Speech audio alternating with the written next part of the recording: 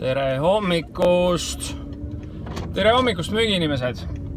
37. nädal ja 17. müügiminutid. Kuidas teil läheb? Ma loodan, et nädalavahetus on olnud sama tegus nagu mul ja nii nagu ma eelmistes müügiminutites ütlesin, et tuleb nihutada oma piire ja oli siis mul joosta au eile poolmaratoni ja see oli üks erakordselt äge kogemus. Sest tõesti see oli piiride nihutamine, sest et kui sa oled elus jooksnud kõige pikemat distantsi 15 kilomeetrit ja pead jooksma 21, siis sa kuidagi ei tea, mis see viimane 6 kilomeetrit sinu ja organismi jaoks tähendab, aga kõik läks üli hästi ja mul oli kaks eesmärki. Üks eesmärk oli see, et mitte kõndida ja teine eesmärk oli see, et lõpetada hea tujuga. Mõlemad eesmärgid said täidetud, nii et kõik hea, piirid edasi lükatud.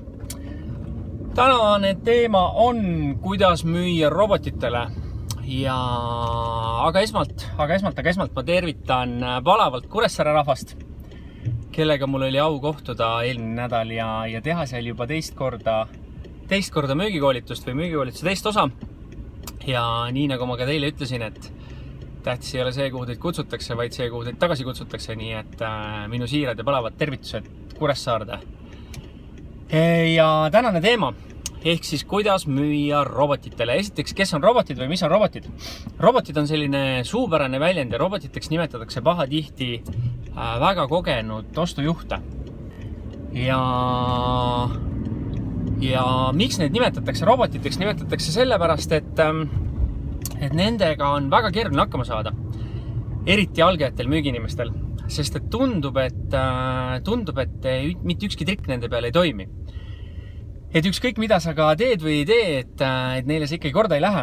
Ja isegi Eke on vist, ma ei mäleta, kas Eke kirjutas oma raamatus ka, et osturobotid on sellised inimesed, kelle peal ükski tehnika ei toimi.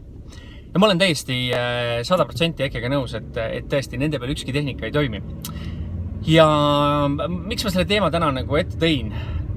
See on tegelikult väga oluline teema, sellepärast, et kui sa tahad kuskile suuremasse organisatsiooni oma toodet sisse müüa, siis istub sul seal laua taga heas mõttes osturobot. Ja osturobot paneb su selles mõttes kiiresti proovile.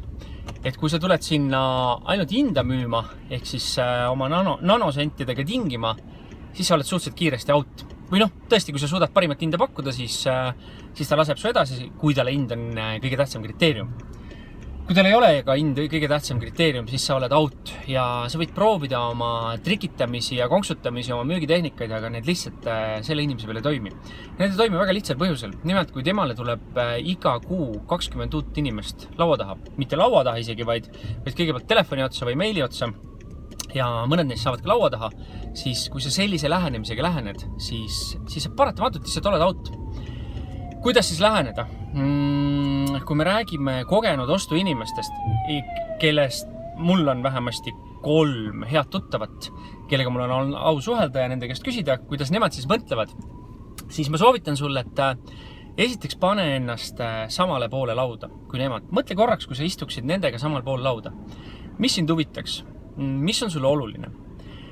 Ja sa saad aru, et see hind ei ole kindlasti kõige tähtsam kriteerium. Et kui sa hakkad üldse partnerit valima või kellegiga nagu koostööd tegema, siis sinu jaoks on olulisem see, kes see inimesena sul laua taga on. Kas ta on usaldusväärne, kas sa tahad temaga pikka koostööd teha, kas ta saab sulle midagi peale hinna veel anda.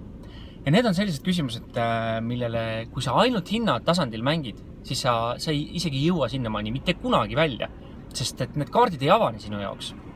Ja minu soovitus siinkohal ongi see, et kui sa lähed ainult hinda müüma, siis on sul lühikene tee.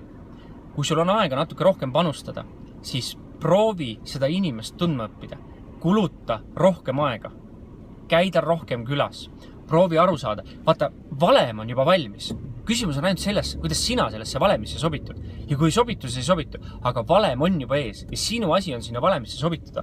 Mõni ostujuht tahab nagu healt, pädevalt müügiinimeselt, et ta räägiks talle, mis on tulevikutrendid.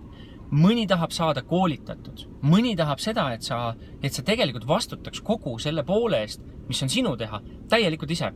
Aga tema põhimõtteliselt on tema ettevõttes nagu viimane isik, kes oma jahi ütleb, aga sina tegelikult täielikult vastutad. Seega, ostujuhtide väärtused, mida nemad sinus näevad, on täiesti erinevad.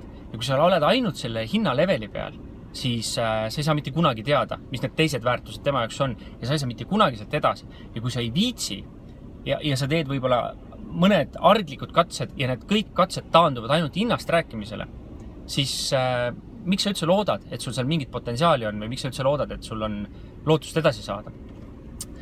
Sellepärast tänane mõte ongi mulle see, et kogenud ostuinimese laua taga istudes hind on oluline, tõesti väga oluline, aga sealt on väga-väga palju ja veel nagu olulisi asju ja see on kõige olulisem asi, on isiksus. Sina ja tema. Ja proovi istuda taga ühel pool lauda ja mõelda, mis siis talle tegelikult oluline on ja kuidas sa sinna valemisse sobitud. Ma soovin teile kõikidele mõnusat 37. müüginädalat, käimas 17. müügiminutid. Kohtume juba varsti, kellega kohtume juba varsti minu koolitusel, kellega kohtume peagi saabuval müügikonverentsil.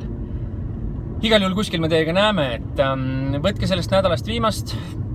Tänased mõtted minu poolt olid sellised. Näeme ja kuuleme jälle. Tšau!